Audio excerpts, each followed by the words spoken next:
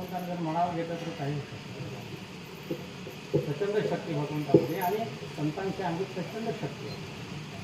आणि म्हणून हे पुन्हा पुन्हा अवतीर्ण होतात. जन्म मरणातून मुक्त असतात.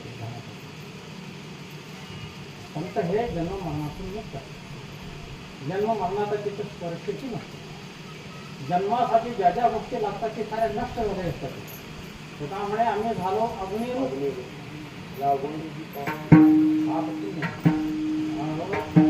पाप तर जळते, पुण्य सुद्धा जळतंय. पाप तर जळतंय, पुण्य सुद्धा जळतंय. तरच मोकळा होते. त्याच्याशिवाय मोकळा होत पुण्य असलं तरी जन्म घ्यावं लागतं. पाप असलं तरी घ्यावंच लागतं. जन्मा येणे घरी पातक असते. आणि म्हणून तरी सुद्धा जन्म घेत असतो. काय गरज आहे मला कोणत्या समाजामध्ये घेऊन असतात. राहतात कुठं देवाच्या हृदयात राहतात. वैकुंठ हा शब्द कुठला नगर नाही झाला.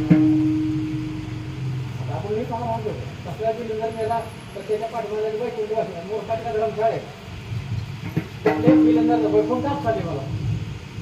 काय त्या वैकुंठाची किंमत आहे शक्य नसतं.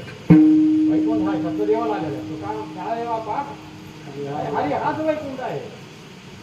त्यालाच वैकुंठ हा शब्द आहे. परमानंदाचा पुतळा आहे. निरानंदाचा पुतळा आहे. तो काचा पुतळा आहे. तेच वैकुंठ आहे. आणि त्या वैकुंठामध्ये संतांचं भक्त हृदयामध्ये आता काळ कमी आहे मला सांग. तिथं काही कमी आहे. काय गरज आहे पुन्हा मृत्यू लोकांची यायची. लोकांचा त्रास सहन करणं, जन्माचं दुःख सहन करणं, लोकांकडून होणार अनामित छळ तोही सहन करणं. काय बंद पडलंय ते पण नाही.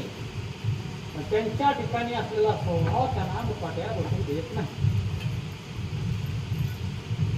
आई जर सोमवार सोडायला बसली, डोळ्यावर जर बघायला सोमवार सोडायला बसलं काही हो कोणाने ताटावरून उठत नाही. बरोबर नाही. सोमवार सोडताना कोणा उठायचं काही काही मला मदत करायची काय नाही म्हणजे कोणाने चहा सुद्धा देतो कसं प्यायचं. अहो मांडीनं मोडतात त्याच ठिकाणी 2 वेळा प्यायचा.